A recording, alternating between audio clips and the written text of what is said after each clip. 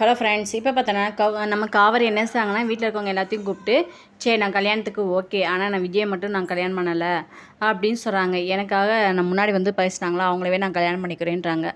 காவேரி அவங்களுக்கு கால் பண்ணி ஒரு இடத்துக்கு மீட் பண்ண வர சொல்கிறாங்க.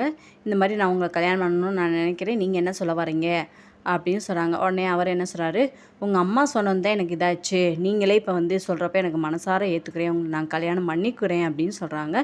இந்த விஷயம் வந்து இவங்க தாத்தாவுக்கு நம்ம ராதா அவங்களுக்கெல்லாம் தெரியுது.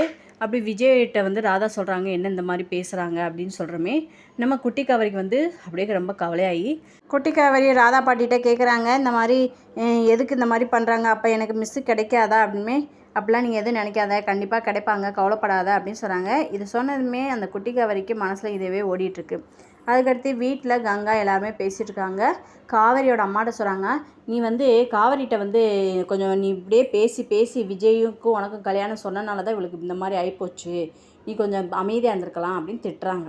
அதுக்கடுத்து நான் பேசாமல் உண்மையை சொல்லிடவா அப்படின்றாங்க. கங்கா சொல்கிறாங்க, காவேரி இவ்வளோ நாள் நம்ம காப்பாற்றி இவ்வளோ நாள் நம்ம சொல்லாமல் மறைச்சி வச்சதே அவளோட உயிருக்காக தான், நீ இப்போ போய் சொல்லவான்ற, அவளுக்கு ஏதாச்சும் ஆச்சுன்னா என்ன செய்யன்னு சொல்லிட்டு கங்கா பயங்கரமாக திட்டுறாங்க. அதுக்கடுத்து தாத்தாவும் விஜயும் சொல்கிறாங்க, இந்த மாதிரி காவேரிகிட்ட நம்ம அவங்க வீட்டில் இதவே பேசினால்தான் தான் அவளுக்கு கடுப்பாயிருக்கும், நம்ம பொறுமையாக இருக்கலாம் அப்படின்னு சொல்கிறாங்க. என்ன நடக்குது வெயிட் பண்ணி பார்ப்போம். நம்ம சேனலுக்கு நீங்கள் புதுசாக இருந்தீங்கன்னா மறக்காமல் லைக் பண்ணி சப்ஸ்கிரைப் பண்ணுங்கள். தேங்க்யூ.